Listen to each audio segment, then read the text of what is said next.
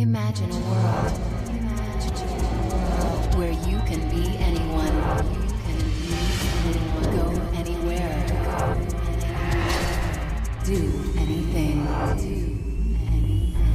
Humanoid AI robots are taking over the city. You need AI, but AI no longer needs you. The artificial intelligence created to protect us detonated a nuclear warhead in Los Angeles. We are seeing ongoing cyber attacks across the country. We have unconfirmed reports of a large seismic event off the California coast, with reports of power outages across the United States.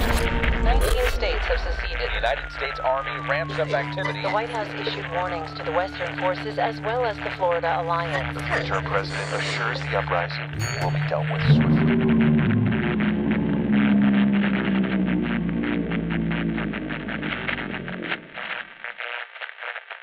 Broadcasting from the Sonoran Desert, I'm your host, Ryan Gable, and this is The Secret Teachings.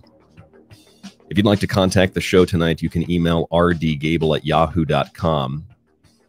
Find the show online, www.thesecretteachings.info. On the website, you'll find our free show archive after the show airs. All the shows are put up into that archive. You can listen and download them for free. Get the RSS feed there, copy, paste it, put it in your Apple or other podcast radio player. I ask you to leave us reviews on Apple. If you have a moment to do that, please. Otherwise, you can also resubscribe on our website to the ad-free archive, get you access to the montages, my digital books, all 5 of them, and, well, the ad-free show. Listen to the show advertisement-free, and you get the show before it goes live Monday through Friday on groundzero.radio, where most of you are listening right now, groundzero.radio.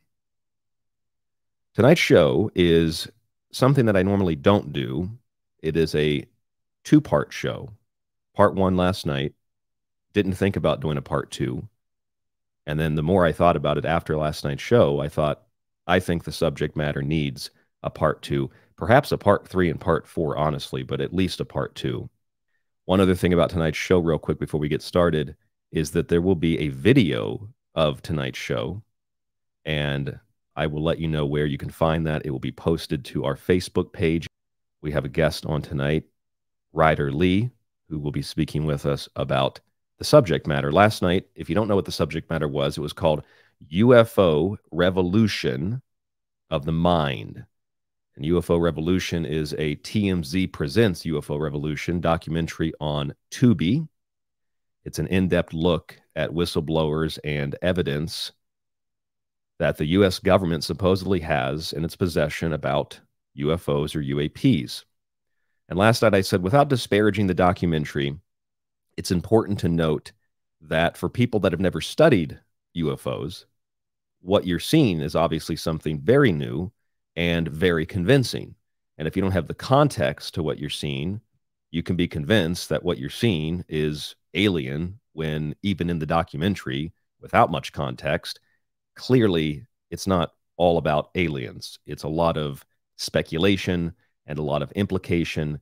And again, if you've never heard of any of this, you might think, well, look, there's a guy in Congress testifying firsthand, secondhand, third-hand, thrift store, if you will, experience with UFOs, and he must be telling the truth, and he might be telling the truth, but what he saw, what he interacted with, who he talked to, and what they interacted with and saw might not be the whole story. As a matter of fact, I remember reading Alien Agenda by Jim Marrs, one of my favorite UFO alien books, and in that book he talks about Bob Lazar, who's also in the 3rd part of this 3-part documentary series on Tubi. And he says something to the effect of Bob Lazar, and I believe Bob Lazar even might have said this himself, that what he supposedly saw, if he really did work in any capacity at Area 51, was maybe something they wanted him to see so that he could go out and spread the gospel, spread the narrative about UFOs and aliens. And you might think, well, I believe Bob Lazar. Why would the government show him something or show anybody something just to make them spread this fake story? And we have evidence and proof of that happened with Paul Benowitz and Richard Doty. We know that story from Mirage Men, right? And that's another question I have. Why is Mirage Men a documentary that even real hardcore researchers in the UFO community, I've talked to people that have never heard of it, but they know all of these other cheap, dime a dozen UFO documentaries that get pushed and promoted. I'm not saying UFO Revolution is one of those. I'm saying that there's hundreds, there's probably thousands of them, YouTube videos. Those make money and they get all this attention. Mirage Men, within the context of, the people that have seen it, they like the movie. But I looked at the reviews of Mirage Men. It's like 3 out of 5 stars. I'm thinking Mirage Men should be 5 out of 5 stars. It's a groundbreaking documentary, very well documented. And the story of Paul Benowitz is actually kind of similar to what Jim Marrs, good friend of ours here on The Secret Teachings, wrote in Alien Agenda about Bob Lazar, that maybe what they showed him was what they wanted him to see to create this narrative. And it actually is provable in the sense that the government wanted to do things like this because they published a paper in 1952, 1953 called the Robertson Panel Report. And the Robertson Panel Report, government, intelligence agencies, military said, we need to infiltrate UFO groups because they might know more than we know about the subject. But we also need to implant disinformation and misinformation in those groups. We need to use Disney, that's a quote, Disney, and wartime propaganda film companies to spread disinformation and misinformation about UFOs, because while the government was taking it seriously in the early 50s, they didn't want the public to take it seriously. And if they found people taking it seriously, those people might stumble onto something that the government doesn't know, so they need to monitor those people. This is all an official government record, Robertson Panel Report, 1953. So last night on the show, we got into the psychology and the other possibilities of what the UFO is and what it symbolizes and what it represents. The oldest flying saucer that we have is the sun disk or the solar disk, Ra's boat in the sky that goes across the sky during the day. The boat or the vessel of Amaterasu in Japan, Amaterasu, Ra, and so many other sun gods. They go across the sky in this boat, this disk. It's a flying disk that moves across the sky. Now, in the 20th century, when we start to advance in technology, things change a little bit. And we start to think about space and traveling in space, or above the Earth at least, because everything is space. And so you get other interpretations of the UFO phenomena that don't get discussed. Like there's a paradigm that is accepted, and that paradigm has viewpoints on UFOs that are filled with hardcore believers that do not care what the evidence suggests. They just want to believe, and they do believe. And then people that wouldn't believe if they were standing in front of a gray alien and the gray alien said, I'm a gray alien, everything you heard about me is true. They would still deny that that's real. And within that spectrum, it's all inside of this acceptable and unacceptable paradigm. I think if you really want to understand the UFO subject, you have to step outside the entire paradigm. You have to look at both of the extremes and more moderate views and say, I think you're all a little bit right, but I think you're all a little bit wrong. And of course, that doesn't sell books, that doesn't sell TV spots, that doesn't sell documentaries, that doesn't sell anything. It doesn't sell a podcast. It doesn't sell anything because it isn't sensational, because it isn't within this echo chamber of individual belief systems. I think there's another way to look at this tonight. So if you're just joining us, I'm Ryan Gable. This is The Secret Teachings, Monday through Friday, groundzero.radio. Find the archive at thesecretteachings.info. It is totally free. Download, stream the show. If you want the ad-free version, there's a way to sign up on our website or aftermath.media. And if you'd like to contact the show, rdgable@yahoo.com. We are back on Twitter as well, TST 3 underscores, TST ___radio.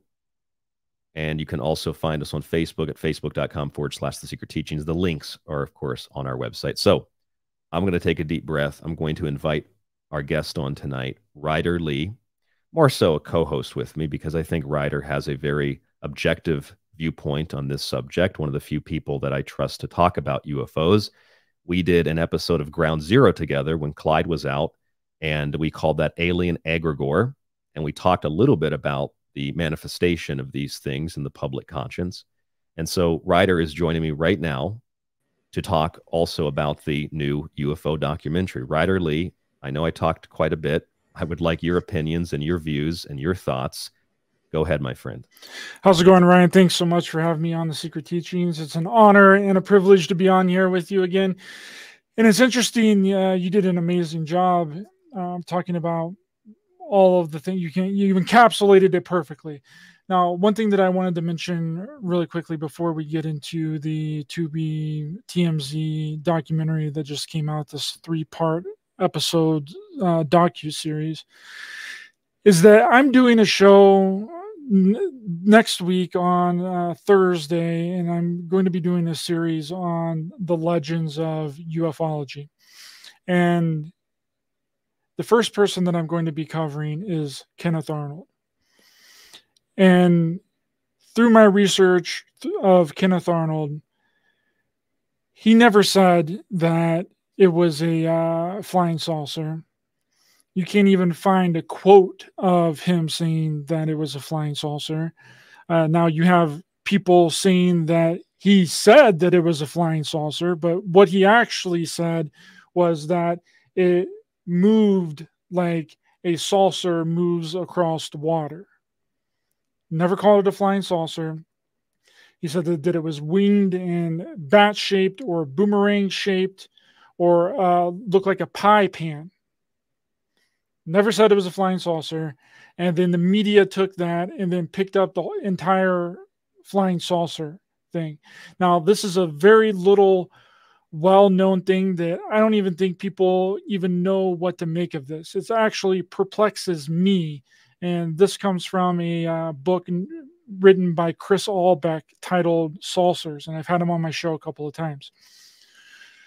So now the term flying saucer actually was around way before it was ever associated with UFOs. Flying saucers was a sport that predated Arnold's sightings by over 60 years, which was called trap shooting, which was started in the late 1800s as a way to train hunters and shooters, in which you would release live birds from a cage and use them as like target practice. And later, the birds were changed to little clay flat discs named flying saucers by a man named Charles Lewitsky in 1880. And it was dubbed flying saucers. So by the early 1900s, flying saucers had become so super popular as a sport. There were competitions, there were championships, and there was news headlines that said in newspapers that North America skies are covered in flying saucers, flying through the air, exploding, and then falling to the earth, which is an exact replica of the phrases of what everyone thought several decades later with Kenneth Arnold sightings, the Roswell incident, and the sightings in the 50s. It's just a coincidence, right? But that's just a little preview of my show on Thursday. I'm going to get really deep into it. That's fantastic because, like I said about the oldest flying saucers or flying discs, were the solar disk of Ra, or the winged disk, and that disk would be said to move through the sky. It would rise in the east in the morning, and then it would crash and burn in the evening. It would fall to earth in the evening. That's one of the oldest and most classical archetypes in the myth. So flying saucers go back literally thousands and thousands of years, talking about the sun. You're referencing a game from the late 1800s that became very popular, and the same idea of things falling down over the earth, which is very Fortean as well. And then you get into 1943, and I found a reference in military records of what they called flying discs that were etheric, that made contact with military planes over Germany in 1943. So you have the archetype, you have the game, and then you have actual reports of what we would call today UFOs in the military record. And all that was way before Kenneth Arnold, who, like you said, did not see flying saucers or flying discs. He saw chevron-shaped craft moving very quickly. And it's interesting, too, because through my research into flying saucers, which was used for trap shooting, Charles Lewitsky actually came up with the name and came up with the idea of these flying saucers by watching a bunch of kids throw saucers across the water. Which is exactly what Arnold described. Just like saucers skipping across water. Yes. Yeah, it's unbelievable. And in the 20th century, the name flying saucer had become a commonplace name being used for nearly 2 decades. The sport of flying saucers became so popular it was adopted by the Olympics. 1916, a number of participants in the sport of flying saucers was 600,000 people in the U.S.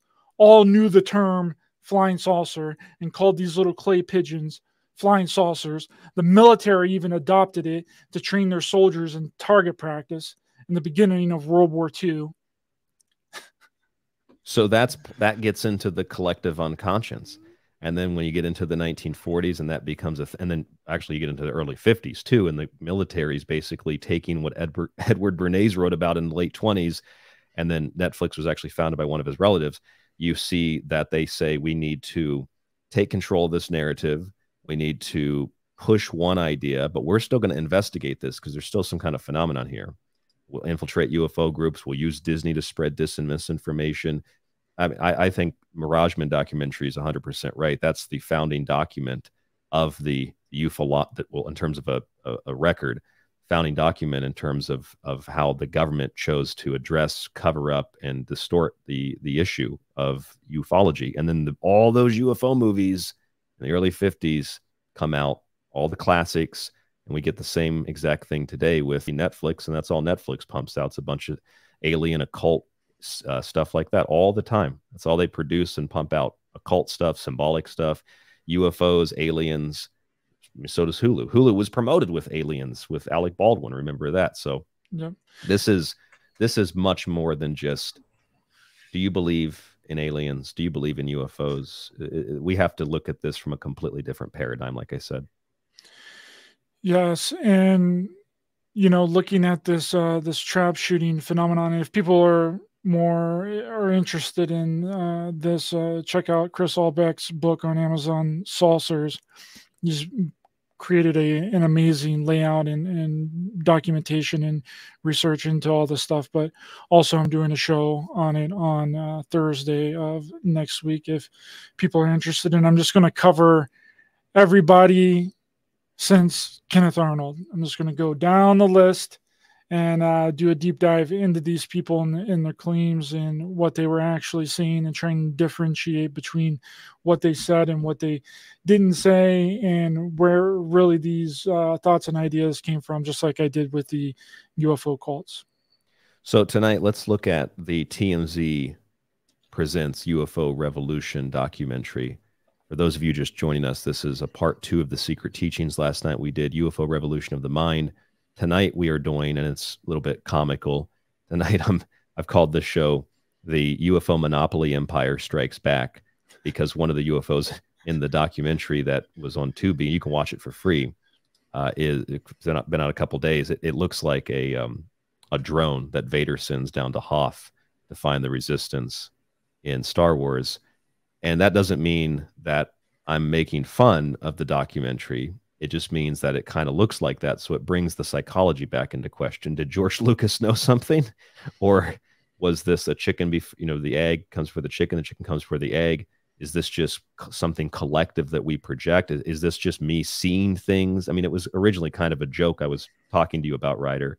But then when you look at this Jellyfish UFO, as they're calling it, which has gone viral on the internet from the documentary, it kind of looks like one of those floating drones from Star Wars. But what is your take on this? Well, the issue is that in this documentary, there's a lot of inaccuracies, people reporting things that is not accurate, dates are wrong. Jeremy Corbell in this documentary said that this video of this Jellyfish UFO came out in 2018 when it didn't. It came out in 2017. Now, I don't know about you, Ryan, but whenever I'm doing a regular show, I am going to double check my dates. I'm going to make sure that I know exactly what I'm talking about, that I'm very accurate. And this isn't even a documentary. So you're telling me for a big budget TMZ documentary, Jeremy Corbell didn't double check his dates to make sure that he was accurate in his reporting of this event. He said what, 2018? Yes. And how do we know it's 2017? Because there was a confirmed intelligence officer that Mick West interviewed that actually seen the footage. I believe the footage was 7 minutes long. And he said that Jeremy Corbell inaccurately reported the date. Hold on, I'll find it. So it wasn't that the video was fake or that it was made up or distorted. It was just that the date was wrong. Yeah, he got the date wrong of when it was released. So a Marine who worked on the base in Iraq tells me he saw a 17-minute video, Jellyfish UFO video. He says the Marines nicknamed it the Spaghetti Monster, which seems pretty accurate too. I didn't even think about the Spaghetti Monster. So Michael Sinkowski says he worked in the intelligence surveillance recognition and said that the video is from 2017, not 2018, reported previously by Jeremy Corbell. Now, again, I just did a show yesterday on the Stargate program, the history of the Stargate program. And the program is very convoluted. It has a lot of dates, a lot of name changes of the program. And I went back and I double checked all of those dates again, just to make sure that they were accurate. And I actually brought up the Stargate briefing document and read through it again, even though I had read through it 3 or 4 times, just to make sure that everything was accurate, because it's very convoluted and there's a lot of things going on. And I wanted to make sure that I was giving accurate information. I don't understand why in a high budget documentary, Jeremy Corbell can't go back and reconfirm, especially in something that is as scripted as a documentary. Like a documentary, you know what you're going to say. There's normally a script. Any TV, any movie, any documentary, you have a rough outline of what you're going to talk about. And it's unbelievable to me that anybody could be in a high budget documentary and get a date wrong like that. It doesn't make any sense to me. You know what that reminds me of? And I'm not disparaging Jeremy Corbell. I have my own opinions about him. I've met him before. All I'm saying in regard to what you're bringing up, Ryder, is with UFOs, it's even more convoluted, and that happens all the time. Even the pyramid in Antarctica, that story made it back into the news a couple of years ago, circulating everywhere. And I thought, that's one of the first UFO stories, alien, weird history stories I ever covered back in like 2010 or 11. And it was making rounds like it was brand new. And I told people, that's not new. That's from like 11 years ago. Same thing with the Orion conspiracy fake documentary. People are sharing pictures of a UFO in Antarctica. I'm like, dude, that was from the Orion conspiracy in 2008, 2009, whenever it came out. 2008, about how gullible people were and how they would just buy anything. Ironically, that's why the thing was made. So this happens all the time in politics, happens a lot more probably in ufology, because we're not checking the dates and it just looks interesting, so we share it. Yeah, and there's a few other things that Jeremy Corbell talked about in the documentary too, like that he isn't paid to do it. I actually have a clip here I'm going to play. George and I, we work on this every damn day, and this is not a job that we get paid for. I actually have a real job. What do you mean you're not getting paid for it? How many documentaries has he done on UFOs? Handful that I've seen. I've seen the Bob Lazar one. That was the last one I watched. That's not how movies and TVs work, dude. Like, you just don't do a documentary and not get paid for it. Like a studio, Netflix is not going to not pay you money up front to do a documentary for them. That big documentary that he did with Bob Lazar on Netflix, he for sure got paid money up front. There's no way that he didn't. Now, I'll give him a little bit of an out and say that maybe he is referring to the research that he does. Maybe he's referring to, well, I don't get paid for the research that me and George Knapp do. Well, no one gets paid to do any kind of research, but hopefully throughout time, you'll see the fruits of that labor through some form of monetary value. So I'm not absolutely sure. It's just a poor choice of words on his end to say, is he blanketing the entire thing? Is he saying, oh, I've never been paid for any of this stuff? Well, that's bullshit. That's nonsense. Yes, you have. I find Jeremy Corbell to be an honest guy in the sense that I think he legitimately wants to know and wants to find things out. I find him to be slightly erratic, and I think erratic, ego-driven behavior can distort things like, well, certain details that aren't maybe consciously shared inaccurately, but not even unconsciously shared inaccurately just because of the erratic kind of behavior. You get things wrong because you're so quick to want to talk about them and share them. That's just my personal assessment. I didn't say anything bad about Jeremy Corbell last night because, like I said, I don't think that he's a bad guy per se, but Jeremy Corbell has, however, whatever the reason is, objectively and factually shared things that were not accurate and were not true and would not, because I commented on some of the stuff he posted on Twitter, and I said, hey, that video's not from where you say it is. That video's not what you say it is. Here's the origin of it. And of course, you know, I get blocked. So he's not and maybe I'm just a nobody he's not responding to. I get it. But some things are like really obvious, and some things are really suspicious too. The video that he shared and talked about, was it May of last year, about the Marine base UFO in 29 Palms, right? Remember that story? And that story, I met him at Contact in the Desert years ago, and he walked across the street, and Contact in the Desert, the conference was at 29 Palms.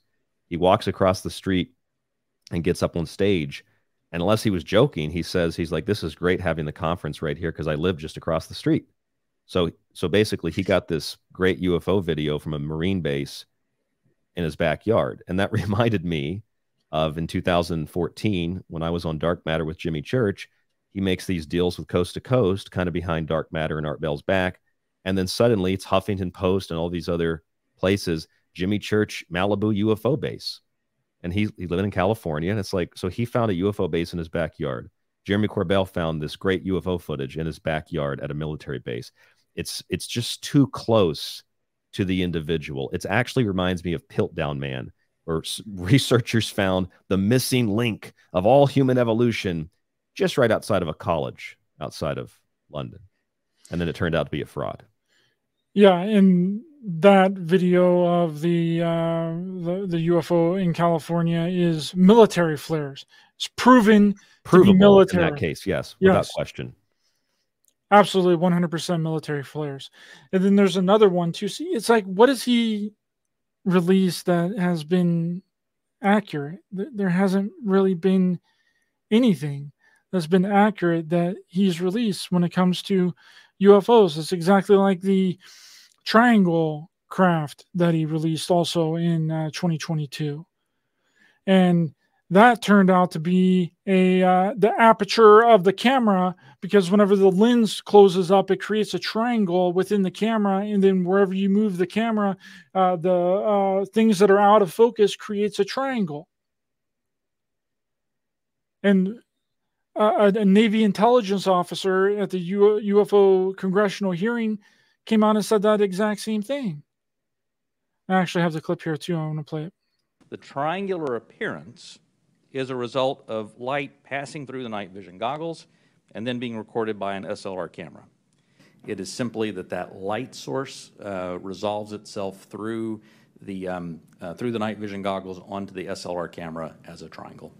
Hey, listen, Ryder, when you play around with a DSLR camera, I did that in film school. We had digital photography classes, digital video classes, nothing to do with aliens or UFOs.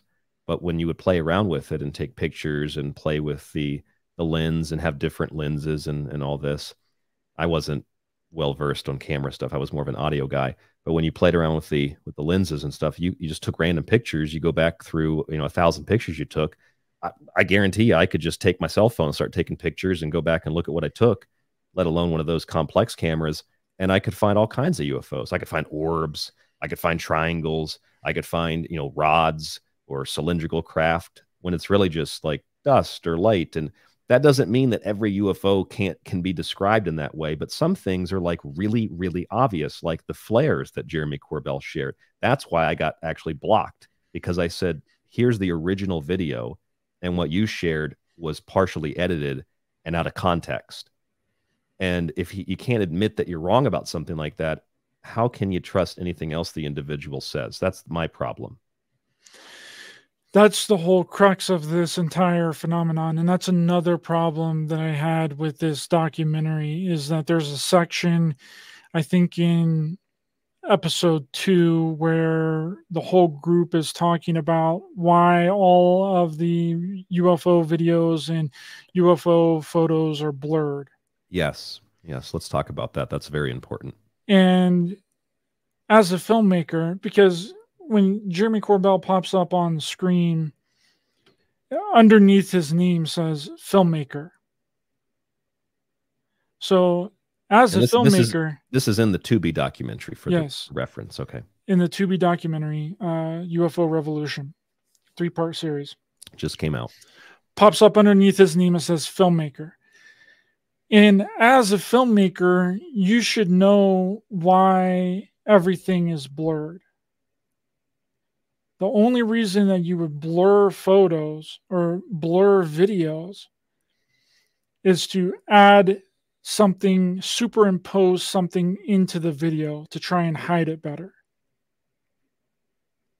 That's the biggest reason anybody would blur a video, is to create the illusion that something is real, so that people can't figure out if anything is placed or inserted or superimposed in the video. If you hides it better.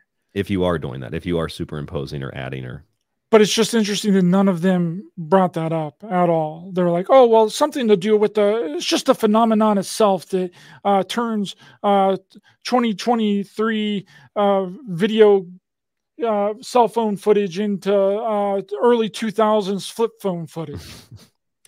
Yeah, I remember that part. That was, what was that, part 2 of the documentary, I think. But yes. And I'm like, why is nobody bringing this up? Why a filmmaker has the title of filmmaker right under his name in the documentary can't come to the conclusion that maybe a lot of these videos are blurred on purpose to hide things that are superimposed into the video itself. Or that people will share videos that are very blurry, whether they're edited or not, because the blurry ones are very questionable. There's plausible deniability. So a lot of people on YouTube can share those videos over and over and over again, and it's really hard to prove or debunk those videos. And so those are the ones that get shared, and those are the ones that become popular, and that becomes sort of a poster child for the ufological phenomenon itself. I agree with you, and I'd like to add one other thing to that. I think it's also very important to recognize that a lot of the times when people take those videos, and this doesn't mean aliens, Ryder, but just another point of observation, doesn't mean aliens, doesn't mean UFOs, whatever that implies to each listener. But when say you're outside and you're doing something, and then you see some strange lights, and maybe you have your phone and you grab your phone and you start filming it. I mean, we're talking about usually a pretty vast distance. You don't know how many miles away it is in the sky. And if it's just a little light, even a really, really good iPhone isn't going to be able to capture a great video of that. So it becomes very blurry, and you can't really get any kind of definition to it.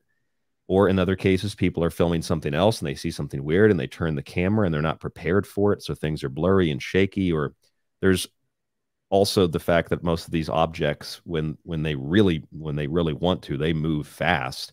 So it's really hard to get a good, clear picture of that moving very quickly at a very far distance, and you're not prepared for it. It's very hard to capture that.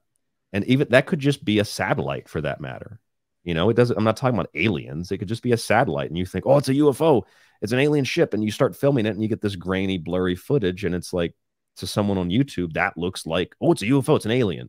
When really it's probably just a SpaceX satellite. There's just so many possibilities to this, and it's really hard to film something that you don't know is going to be there and just comes out of nowhere and moves really quick and then disappears.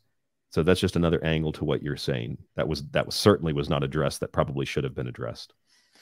Well, Ryan, I have a brand new photo of a unidentified flying object that I took a picture of in my backyard. My backyard is now a hub of UFO activity. And actually, while we were sitting here before the show started, I turned around and the window behind me, I took off that tapestry that's behind me, and I seen something strange in the sky in broad daylight. I turned around with my phone, and then I snapped a picture, and this is what I got right here. For radio listeners, obviously you can't see this, but there is a video posted to Facebook and our Twitter page where you can watch the whole video from tonight's January 12th, Friday, 2024 show. Wow, look at that UFO. You captured that right in your backyard, huh? Right in my backyard, dude. It's unbelievable. I couldn't believe it. I would contact J3 Films immediately. Yes, we need to make a high-budget documentary about the photo that I took in my backyard. Were there also aliens looking in the window when you took that photo? Yes. I mean, this is obviously we're joking here for the people that aren't watching it looks the like video. An etheric flying saucer in a... Yeah. I mean, that took me 2 minutes to do. What did you do there exactly? Okay, so the background is a piece of wood. Okay. The background's a piece of wood that I turned up the color balance on, the saturation, and blurred the background completely to look like the sky. Then the UFO in the picture is a oval shape that has been stretched out. And then the saturation and blur turned up all the way. And then the occupancy of the shape turned down about halfway. And there you go. I mean, this isn't perfect. I mean, if I would have give me an hour and... Yeah, you were just joking making this. Yeah, it literally took me 2 minutes. Before we started the show, before you did your intro, I was like, I'm going to make something on my phone really quick. It took me 2 minutes to make this. If you give me an hour, I could probably make it 100 times better than that. There are people that do this for a living, I think, and there are people that do this just for fun, and that certainly distorts legitimate videos and photographs of things that that we always get caught up on this alien thing. It doesn't mean they're alien, they're just unidentified. But when people fake things and make things up and then share faked and made up things, it really disparages legitimate research, which is what, in my opinion, Ryder, because we have to take a break here in just about a minute, that's one of the biggest issues I have, is that there are real good researchers, there are real good pieces of data, and those researchers don't really get to speak, and the data doesn't really get talked about or heard. All that just gets left to the wayside because it's more profitable. It's more people pay attention to sensationalism and stuff like that. And that's what we're trying to change. Ryder Lee is our guest this evening. Thank you so much for tuning in. We have another hour right after this, groundzero.radio, thesecretteachings.info. We'll come right back with Ryder Lee from Raised by Giants on YouTube. Some of you might be watching this video right now. Others of you, of course, listening on the radio. When we come back, we'll continue our conversation. UFO Monopoly Empire strikes back. We'll be right back. Don't go anywhere.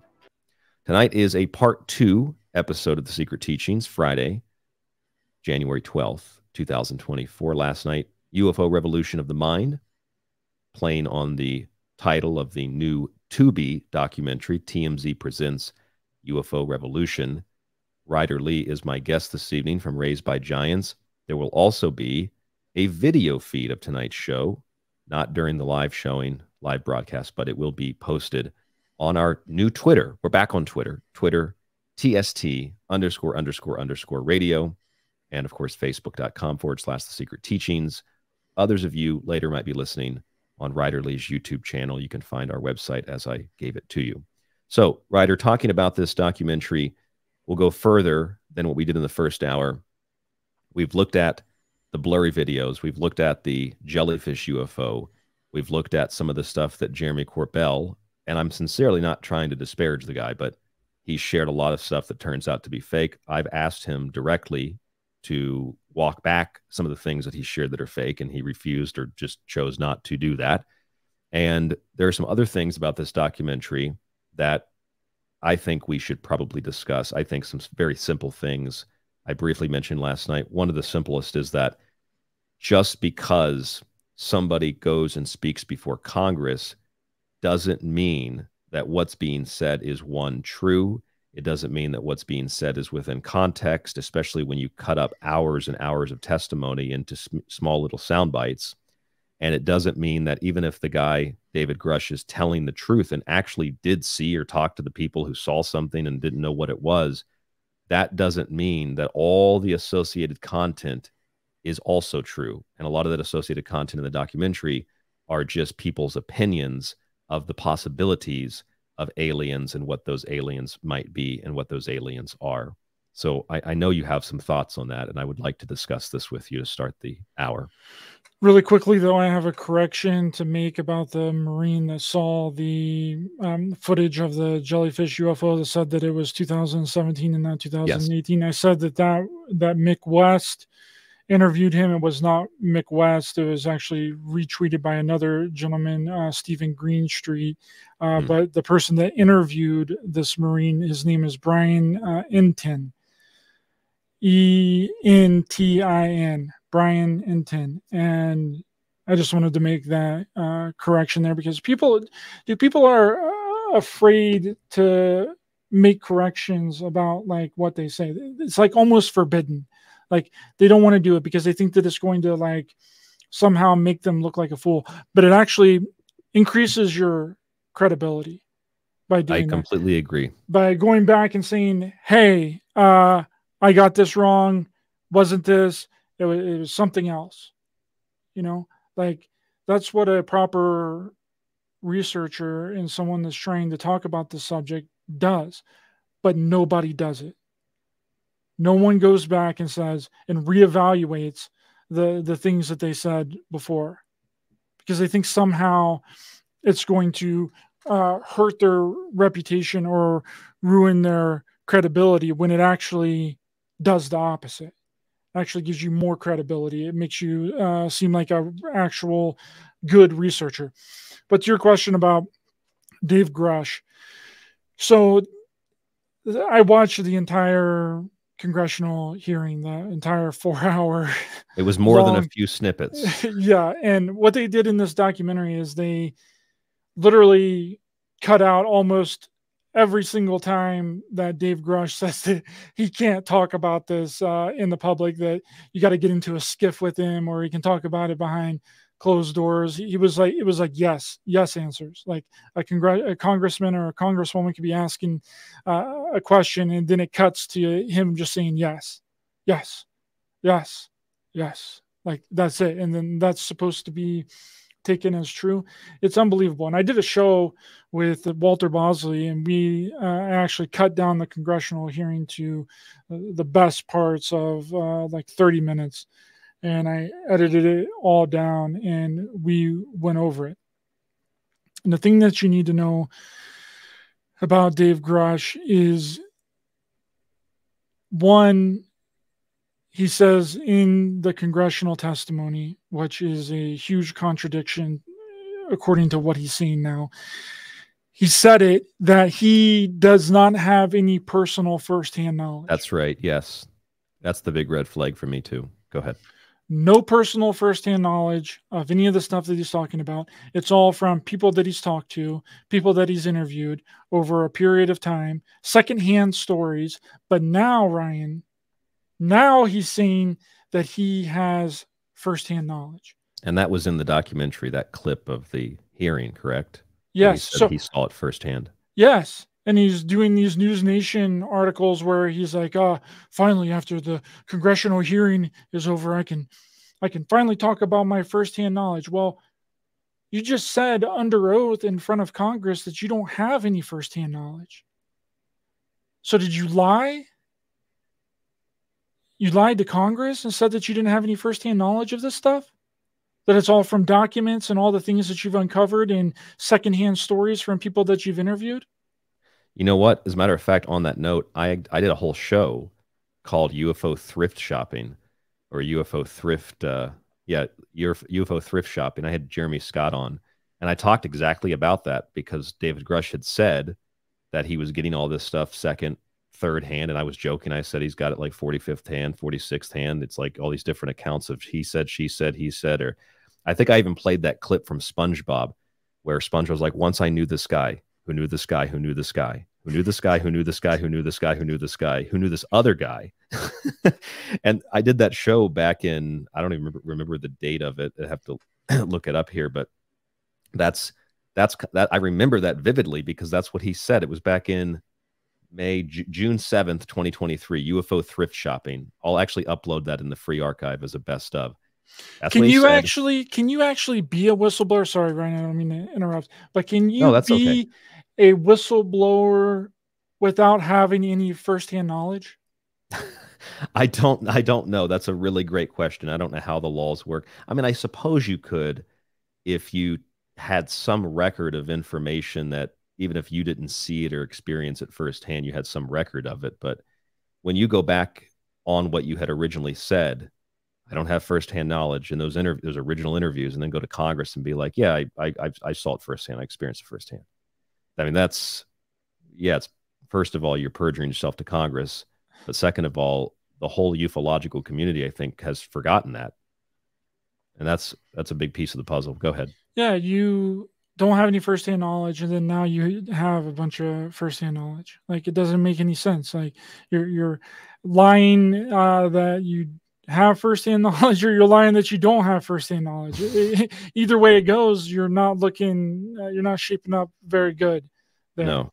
And that's the whole crux of this entire congressional hearing, is that it's not based on other than Ryan Graves there. Now, I have heard that there were supposed to have been 2 other whistleblowers at this congressional hearing.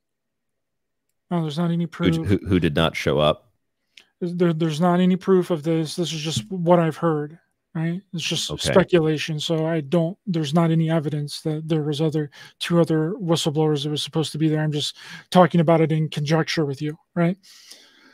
There were supposed to be 2 other whistleblowers that were supposed to testify. There's supposed to have been 5 people at that congressional hearing, and they showed up and they were in the audience. Can you guess who those 2 other whistleblowers were that were sitting right behind Dave Grush, Fravor, and Graves? I would take a shot and say maybe Jeremy was a whistleblower. Jeremy Corbell and George Knapp were supposed to be on this congressional hearing as well, apparently. Speculation, no proof, no evidence. It's just interesting, right? Because these 2 gentlemen also have no firsthand knowledge of this stuff as well. They've been told stories, and then they tell other people stories. These 2 people are pretty much where Dave Grush got all of his information from. Where do you think all these stories are coming from? They're all coming from Jeremy Corbell and George Knapp.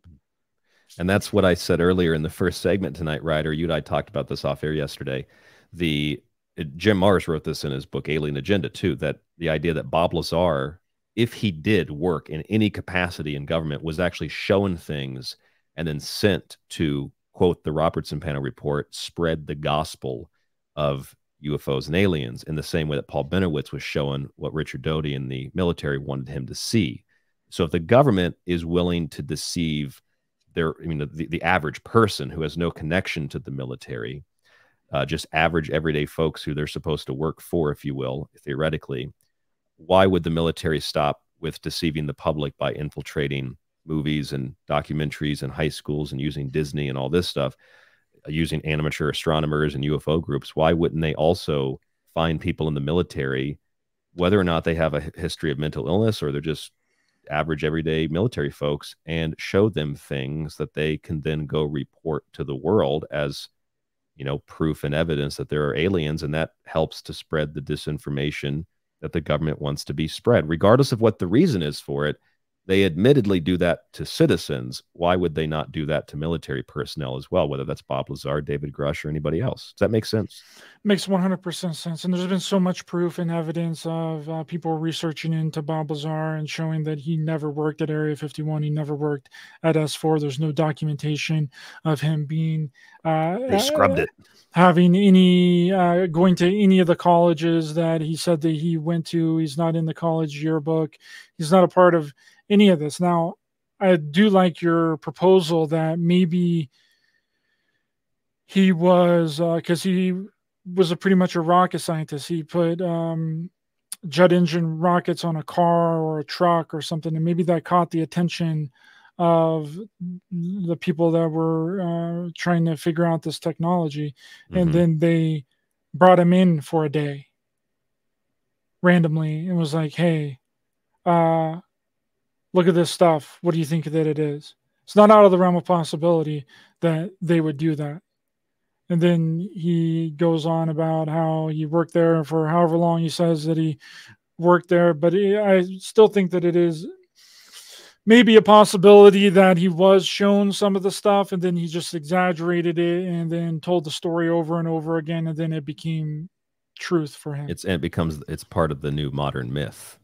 Yeah. But the only person that has ever been able to verify that Bob Lazar ever worked at Area 51 or at S4 was Richard Doty. And Richard Doty, we know who Richard Doty is. Richard Doty also claimed that the alien autopsy video was real. He claims that the Skinny Bob video was real, that he was shown that in a briefing by the intelligence community. So Richard Doty confirmed Bob Lazar. Richard Doty confirmed the alien abduction. Richard Doty, who we know is admittedly government disinfo, Richard Doty also confirmed that Paul Benowitz was seeing UFOs and not picking up signals from the military base. So Richard Doty's in on all that. It's a common denominator. And it also kind of makes sense that there is something that I find kind of interesting, which is a different...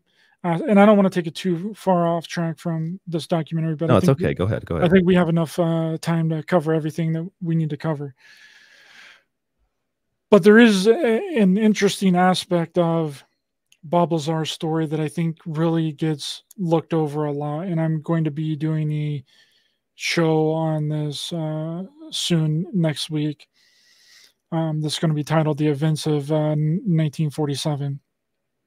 But there's an interesting thing that Bob Lazar says that is also echoed through other maybe fake documents, maybe real documents. Who really knows? Like the Wilson document. I'm sure you're familiar with the Wilson document. Half the community says that it's fake. Half the community says it's real. Richard Dolan thinks that it's real. He's in the TMZ documentary saying that it was real.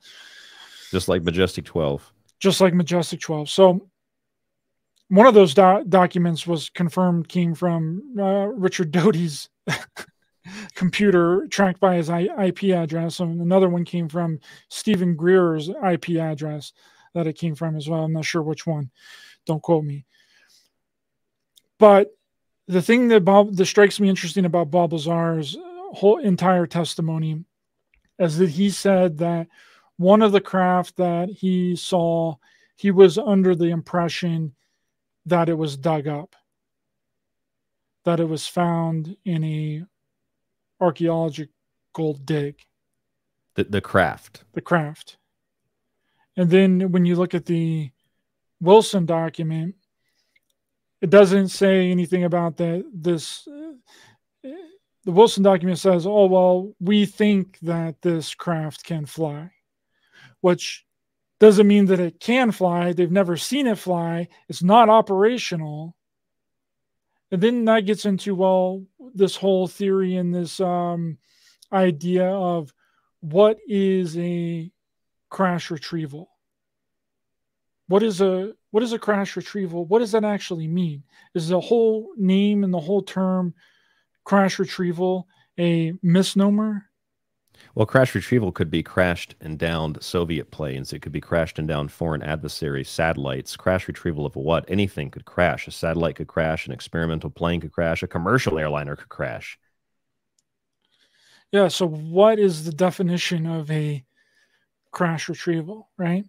Like, what are they meaning by crash retrieval? Are they, because I think that the standard thought and standard idea that goes along when people say crash retrieval, they think that it's something of recent times, right? Mhm. They think, whenever they think crash retrieval, they think, you know, people in the community think that are aware of this stuff, that someone saw this craft fall out of the sky. Mm-hmm. It's a modern thing, or they found it, they saw it on radar, and then they went to the location where they had heard reports of it going down. Like an episode of The X-Files. When that might not be the case. It might not. I think the whole crash retrieval thing is a huge misnomer. I don't think that it's a what people think that it is. Just like people, whenever people say space, they think they're talking about outer space, right? When it's Yes. not that. We talked about that the last time on the show, but I just thought that I would interject that in there because I think that that's a really good possibility and a really cool thing to think about, that maybe the crash retrieval thing isn't what it's been made out to be. And then when you look at the Kecksburg event of 1965, you know, what was that? Was that a crash retrieval? Was that a foreign satellite? Was that a advanced technology that the government was working on with the Project Paperclip Germans that they brought over? It did look like Die Glocke. Yeah, a little bit. Dr. Farrell is probably the originator of that theory, and I wanted to, you know, give him a shout out on that. But you know, the terminology that we use could be used to describe something completely different in order to throw people off base of the entire phenomenon. I completely agree. In fact, that's the first thing I said when I started to hear in 2017, 2018 about UAPs. When you ask the government now, I'd like documents on UFOs with a FOIA request, the government says we don't have UFO documents. Because now it's called UAPs. And it's like, it's funny. It's totally serious. That's how it works. They can deny it. One single word can make a drastic difference. UFO, UAP. We don't have UFO research. What are you, a conspiracy theorist? Well, you got UAPs though. And that's how it works. That's exactly how it works. And I do want to get back to the documentary here a little bit, because there was a lot of things that was covered in the third episode. A lot of theories were tossed around, included the age-old theory that extraterrestrials are us from the future, that is coming back in time. That whole thing that I think started with some UFO cults, and Kathy O'Brien actually talked about that. She was hearing this back in the 80s from people within her circle, that they were talking about that these extraterrestrials are from the future. These gray aliens are from the future, and they're coming back in time to do whatever genetic manipulations, alterations, because they screwed up their DNA or whatever, and they need our DNA to repair their cellular physical body and all that garbage nonsense. And then they get into the military aspect of it, and then, which I've been telling people this for almost a year now, that the next direction that this phenomenon is going to go. I've been telling people this on my show, that the next direction that we're heading with this phenomenon is USOs. Underwater submergible objects. There's reference to that in the documentary, correct? And that was one of the last things that they mentioned in this documentary. And I was like, I told you guys, told everyone that this is the next thing. And I guarantee you it's going to be a bit, because they get into, oh, well, if you wanted to hide from the population, would you not just go underwater? If there's a big natural disaster and you wanted to not be affected, would you not just go underwater? Your chances of survival is increased if you go 15 miles down into the earth underwater, that you would be safe from natural disasters or anything happening to the planet. And if you were a extraterrestrial race, would you and wanted to hide from the population, would you really want to be on land? Would you have a land base, or would you be underwater? And that gets into the crypto-terrestrial theory, and they kind of brought that up as well. But they just threw a freaking. They made one of your burritos. They made a huge burrito, dude. They made a extraterrestrial burrito out of that third episode. They were just throwing shit at the wall, dude. What if it's this? What if they're extraterrestrial alien hybrids and they look exactly like us and they're walking around and they're amongst us? And then you get those close-up shots of Jeremy Corbell and they're here. And they've always been here.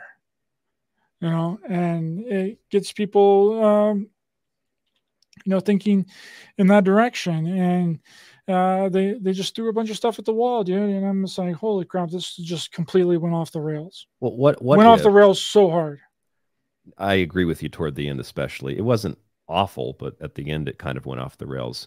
Or maybe they could have done it differently. I don't know. It's not for me to say, but I've thought if there is a physically manifest them, like we're talking about a species or multiple species, if there is a physically manifest them and they look kind of like us, then perhaps we're dealing with projections of the different levels of the body, etheric, astral, mental, etc.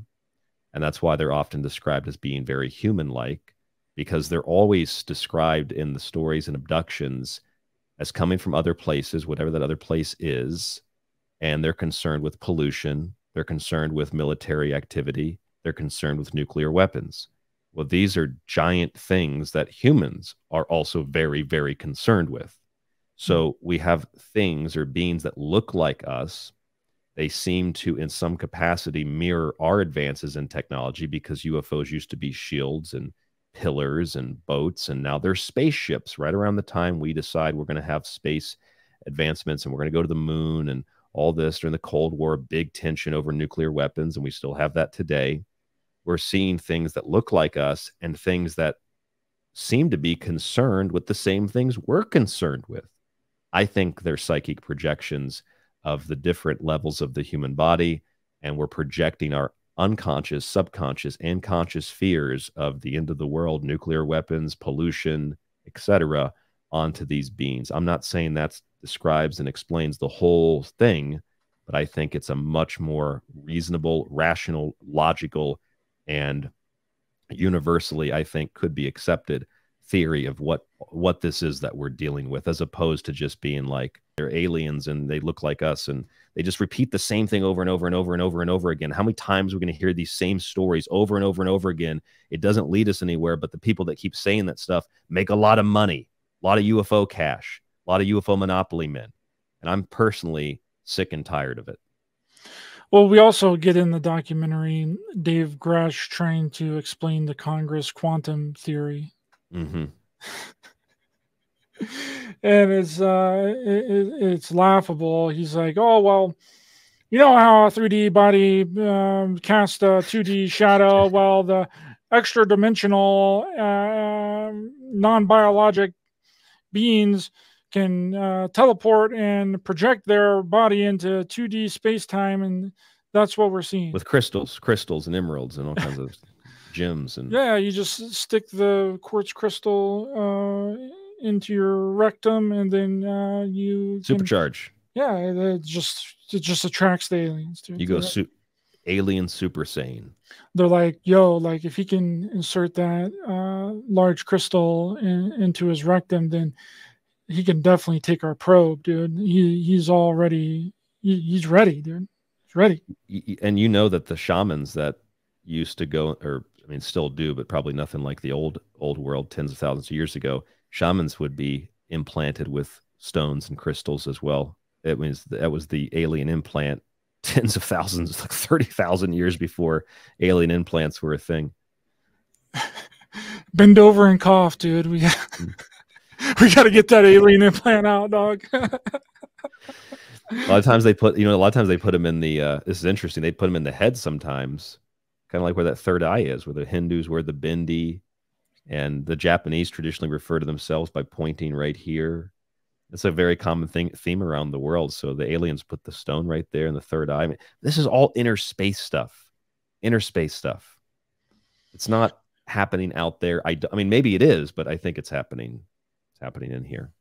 Yeah, isn't there a TV show, the Crystal Goblins or something like that? Yeah. I don't know. Crystal Space Alien Goblin Alliance. Yeah, there's something like that they all have like the gem or the ruby on their forehead. Every new age girl I've ever seen has one of those on her forehead with a crystal crown with a bunch of jewels hanging off of it.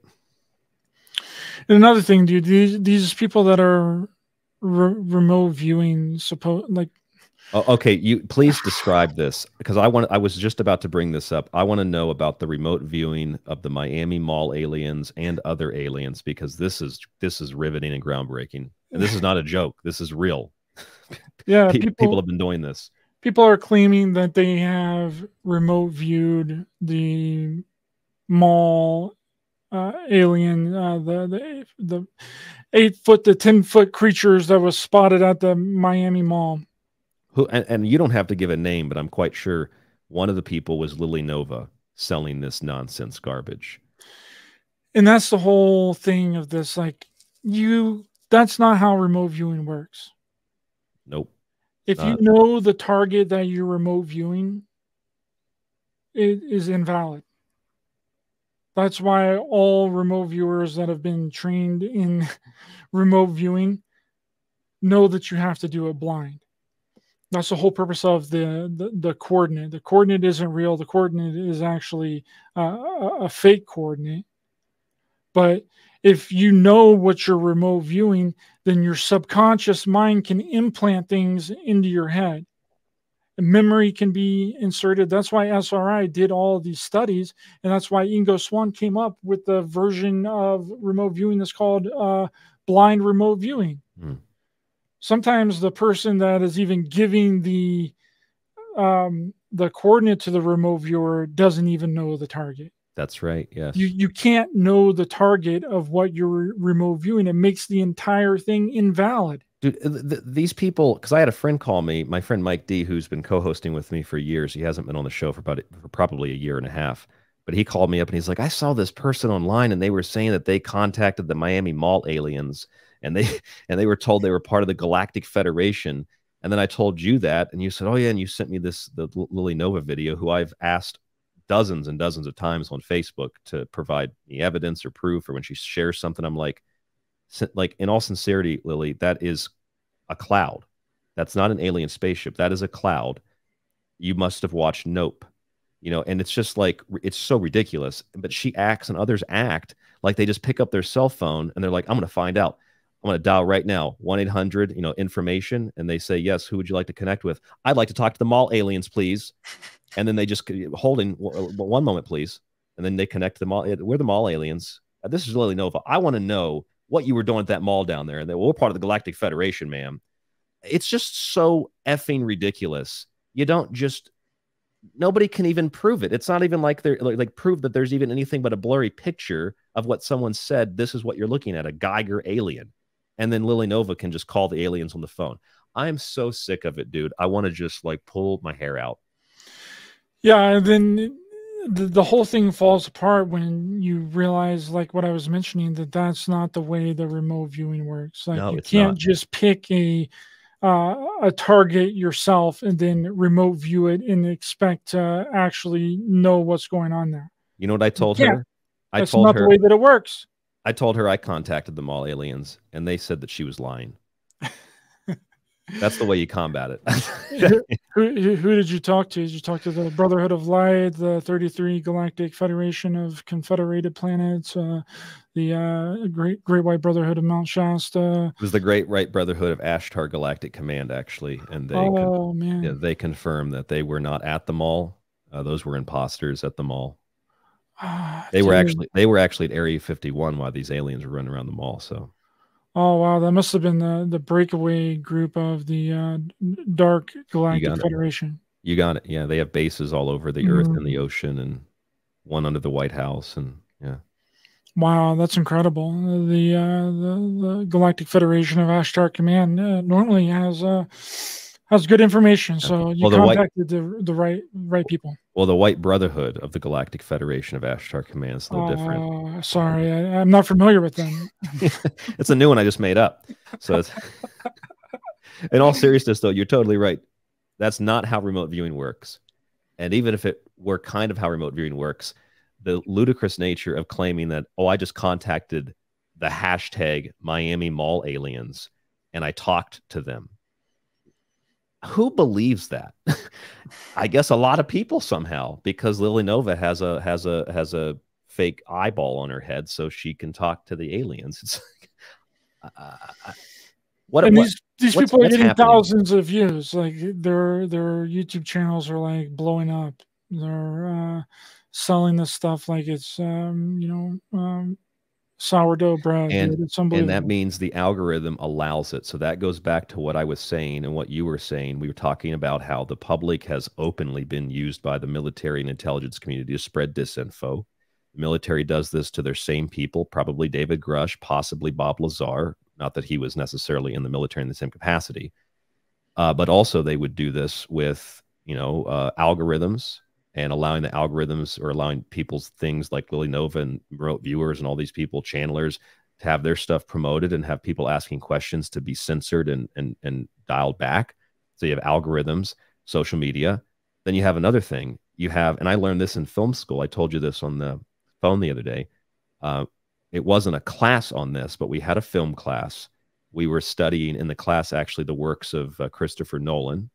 And there was a day we started to look at some other just kind of more random movies, and Transformers came up. And we were talking about Transformers and how Transformers, in order to use the aircraft carriers and the military planes and the helicopters and whatnot, the studio, the director, everybody that worked on it, Michael Bay, who directed it, Michael Bay has to get permission from the Pentagon. And so when they submit the Transformers script, again, this was in film school, we learned this. They submit the script, the Pentagon has to sign off on it. Now, I don't know exactly how it works. I don't think Michael Bay flew to Washington and gave the Pentagon a script and said, here, what do you think of it? It's a little different than that. Michael Bay might not have been involved at all, but the script gets sent, the military looks at it, and they say, you want to use these planes, you want to use this boat, you want to get shots of this and that, we'll have flyovers, whatever.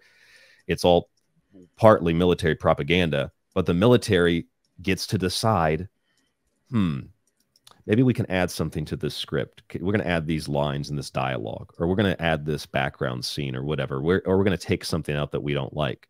And if you don't like what they add or take away, you don't get the approval from the Pentagon. That's how scripts work. Even if there's no intention behind the people that write the scripts to do that or to make the movies, that's how they work. So everything from movies to the citizens that have UFO groups, to military personnel, to algorithms, controls our perception of the UFO phenomenon. And that also is very similar to what happened with Stanley Kubrick. He actually went to the military to use a stealth bomber plane for, I think that it was Dr. Strangelove. I would have to look it up. And they didn't accept it. But he figured out what the inside of the cockpit of the plane, that was not public information at all. No one knew what the inside of the cockpit of the plane looked like besides military personnel. And he basically duplicated it verbatim. And then when the movie came out with the footage of the cockpit of this plane, the intelligence community and the military contacted him and was like, how did you get this? You know, like, weren't very happy. They weren't. And to think that the military or the three-letter organizations isn't doing things like this is foolish, because they absolutely are. I mean, any kind of military craft that you use in your movies or anything, it has to be approved. Like, you just can't be using military aircraft or military tanks or any of that without approval from the government or from the military. And that includes what they want to cut or add to the script. And I don't know how strict it is, but that is essentially how it works. And I'm wondering, I want to ask you this, Ryder. I'm wondering what you think and how you would respond to this question. You know, obviously the public has been duped. There's documentation of how the military intelligence communities wanted to do that.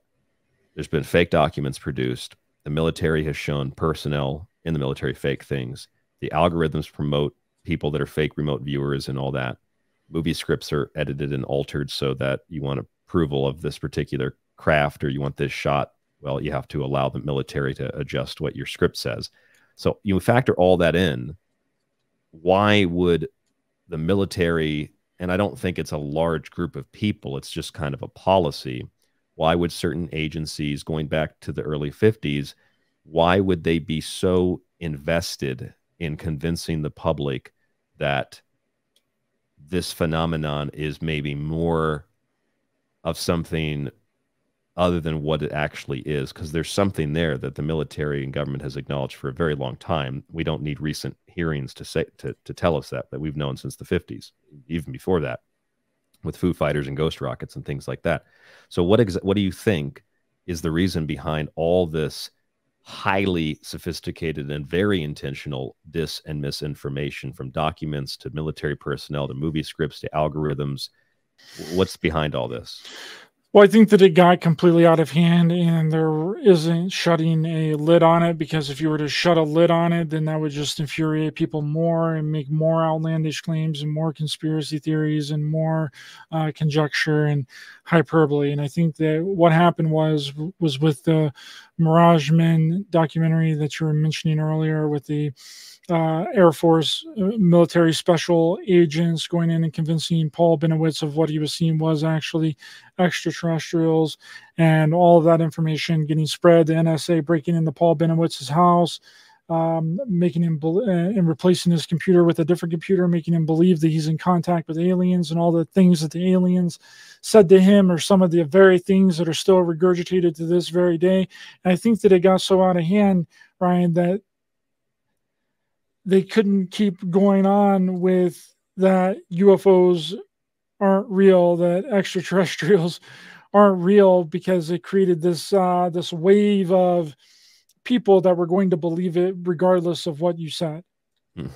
So they had to kind of go back on that, and then that's when we seen the New York Times document with these craft. And that's another thing too, is probably a big part of it was they hadn't quite figured it out yet either. I agree with that, yes. They hadn't quite perfected the technology to where they wanted it. And they didn't want people knowing about it until they had perfected it and they had figured it out and they could use it anytime that they wanted. That way, later on, they can release the military technology or have, leaked video of supposed UFOs and supposed UAPs to the public, and then they can turn around and call them UFOs. They might not have been able to do that back during Paul Benowitz's time, whenever he was seeing that the advanced craft, because it wasn't as sophisticated as it is now. So therefore, they had to switch their position because it got so out of hand. The mythology and the theories got so out of hand. If they would have kept on with, oh, well, none of it's real, it's not extraterrestrials, like they have said for decades and decades and decades, that none of these things are extraterrestrials. If they would have kept on that route with all these UFO conferences springing up and thousands of people, supposed sightings, supposed super ass blurry videos and photos of UFOs that people have been taking for decades now. If they would have kept up saying that none of it's real, then they would have like a much bigger problem than if they came out and said that, yes, there are unidentified flying objects. Now, they've never said that aliens exist. They've never said that extraterrestrials exist. They've said these craft outmaneuver our craft, and they said that back in the 50s. Yeah. That was back in the 50s, top military officials. They outmaneuver our craft. We don't know what to do. And they do 70-something years later, they do the same thing. Hey, but again, it's a misnomer, right? It's a misnomer. They come out and say the exact same thing, but it's been planted in people's heads since Bill Moore's book on Roswell that extraterrestrials and aliens exist, and UFOs are associated with extraterrestrials and aliens. So therefore, whenever the government comes out and says that UFOs are real, people automatically associate that with extraterrestrials, and they get it in their head that, oh, well, if UFOs are real and the government is saying that UFOs are real, then they're also confirming that extraterrestrials and aliens are real, when they've never said that. That's exactly. I completely agree with you. I think that's a great summary. And I've said that for years in another capacity. Yes, UFOs are unidentified objects. You identify them. They're not unidentified anymore. The Blue Book Project, for example, said 10% were unidentified.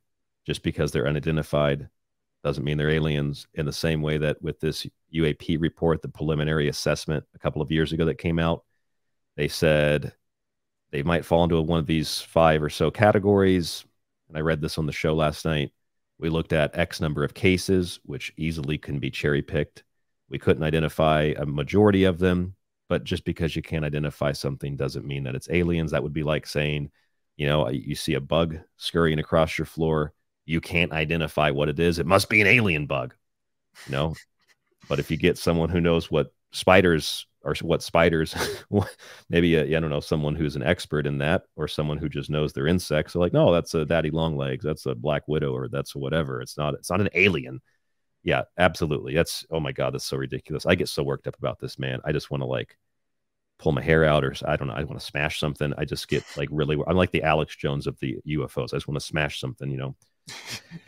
You need to go to one of those what are those places called where you can just smash stuff? Yeah, smash room. Like, and why are you here today? Lily Nova and these alien David Wilcock people. I gotta break something. You're that salty about UFO and alien myths and disinformation? Yeah, I am because it makes my job harder, and people look at me like, "Oh, you one of those weird alien conspiracy? I bet you believe the aliens were at the mall, don't you?" No. Hey, I want to ask you something else. Have you heard the newest, this is not a joke, have you heard the newest claim today from David Grush? If it wasn't in the documentary, then I have not heard it. What is it? Unless I blanked on this part. No, this is a news release. There's a couple of these from last night. So I guess technically he said this the other day. They refer to him as a former U.S. intelligence officer. Sounds very formal. He claimed in a meeting that was secret with the CIA, FBI, and a number of newspapers that there was a 12-meter alien craft that the government is hiding. He said it was, quote, size of a football field. So the new claim is that now there's a UFO that is the size of a football field that is being hidden. But for some reason, he had to tell people this behind the scenes, and then somehow a secret meeting behind the scenes involves members of the press who then publish that secret information. He wasn't authorized to divulge to the public, but he can tell people behind the scenes, and the media can be there to then divulge it to the public. Something is not right about this. Well, one, how do you transport a UFO size of a football field? How do you what? How do you transport? How do you transport it? Maybe it's how do you get it from point A to point B? Maybe it's flying right now. Maybe because he didn't say it was crashed or the military has it in the sense that they're moving it around. Maybe the craft is still flying. I mean, I got to look through this whole article here, but yeah, maybe it's still flying around, and maybe it's like Independence Day, big space. Maybe he watched Independence Day the other night and he was like, all right, we're going to add that into it. It's the size of a football field. I'm thinking like a rectangular, 100-yard rectangular UFO. It's like a giant, flat rectangular thing, like kind of like a Momoa maybe. I don't know what the hell is going on because this just doesn't make any sense. He has to say, oh, all this stuff in private, but then he's in private and then newspapers are there.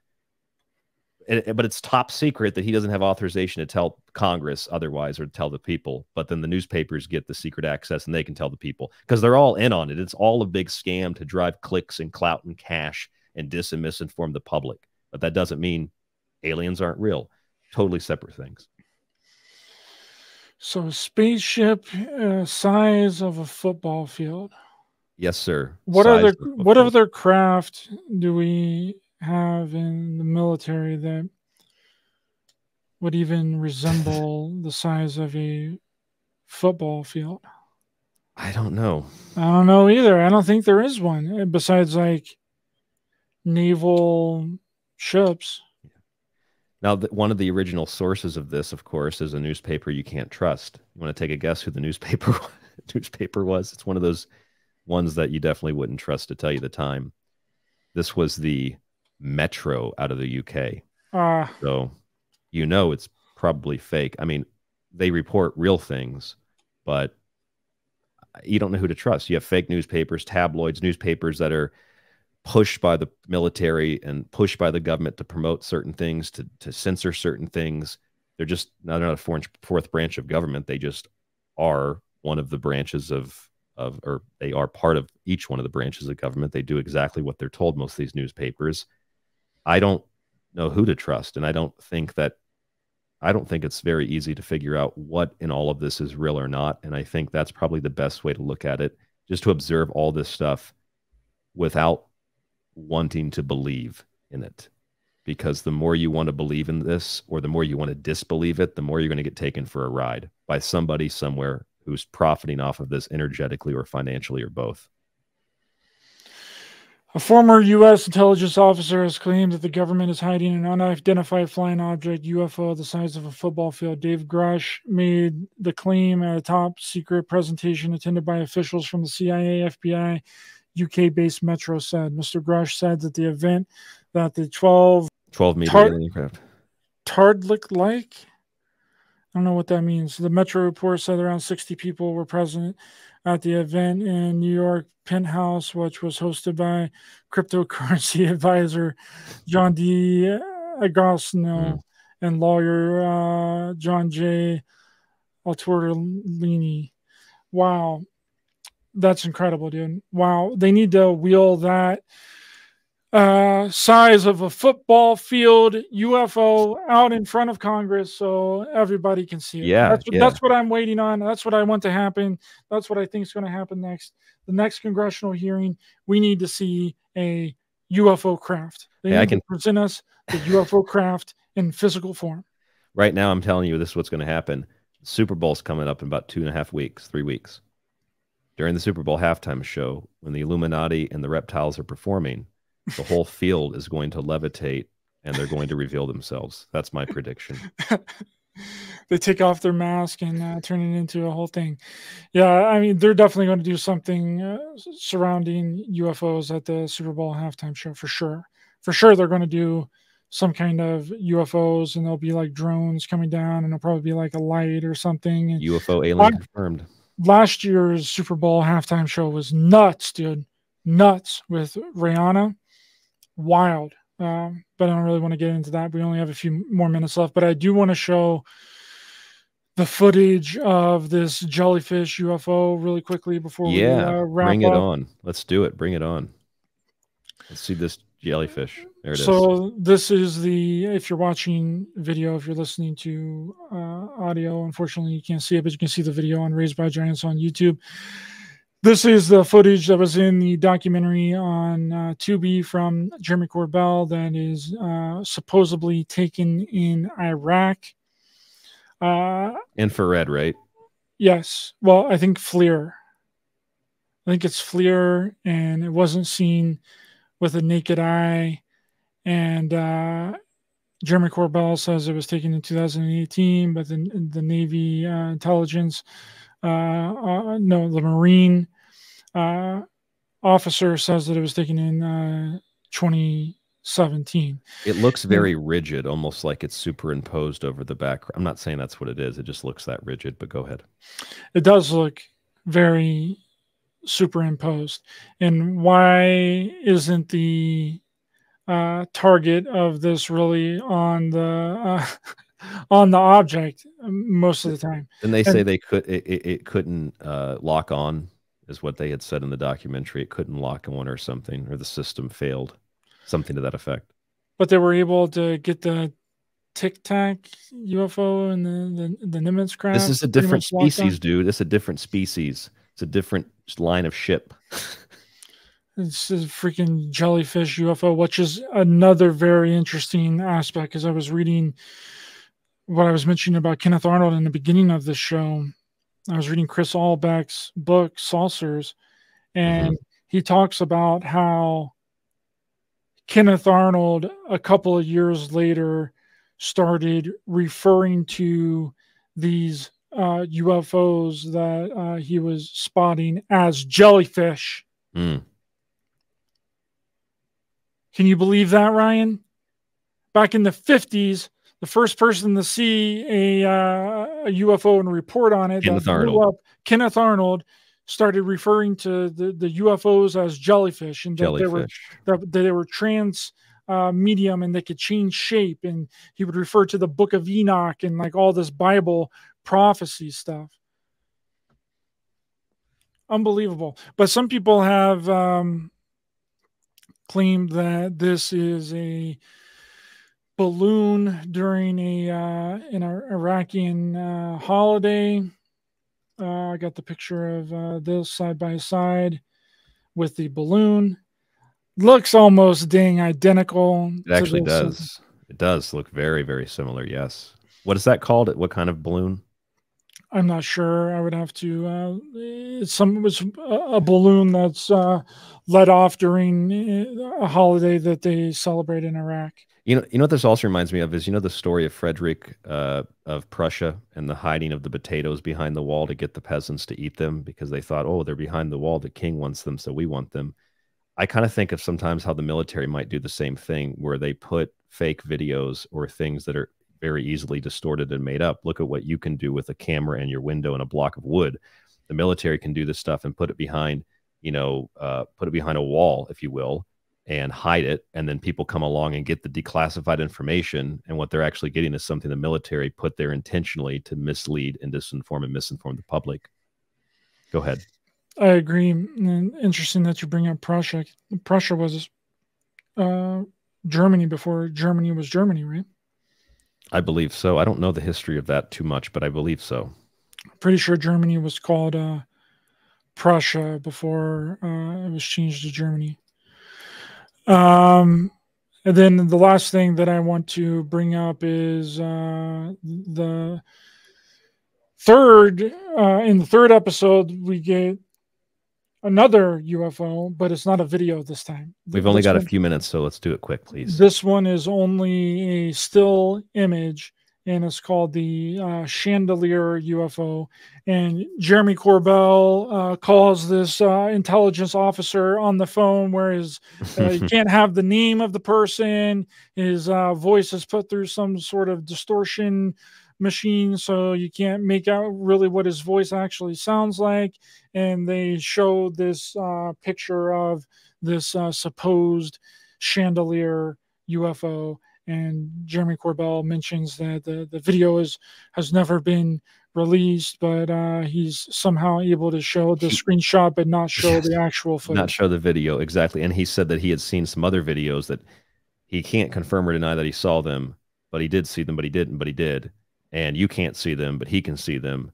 And that's the same kind of thing we hear with all the other whistleblowers. I talk to them, you can't talk to them. I talk to the aliens, you can't talk to them. There's a little bit of that with Jeremy Corbell as well, I think, in this relation to this documentary. We've got like less than 2 minutes, so if you want to quickly wrap up and let people know where they can find you. Yes, Ryan, thanks so much for having me on, brother. Really appreciate your time this evening. Very fascinating conversation. I think we did an amazing job for it. Agreed. Again, thanks for having me on. If you would like to check out my work and my channel and my research, it's Raised by Giants on YouTube, on all of the alternative platforms as well, and on all the podcast platforms to Spotify, Apple, iHeartRadio, Amazon Music, Amazon Podcast. Anywhere that you listen to podcasts, you can find my show on. And if you would like to see the video version of this show, just go to Raised by Giants YouTube channel and check it out there. Thanks so much, Ryan. Really appreciate you, brother. You're very welcome. And we're probably going to be going to Contact in the Desert this year, so we'll be talking a little bit more about that in the coming months. I'm Ryan Gable. This is The Secret Teachings. You can find The Secret Teachings on our website, thesecretteachings.info. The archive is there. It is free. You can resubscribe to the ad-free version, get early access to the show, or go to aftermath.media. GroundZero.radio has the show Monday through Friday nights, 10:30 p.m. because of the after show on Ground Zero. That's where you can find us.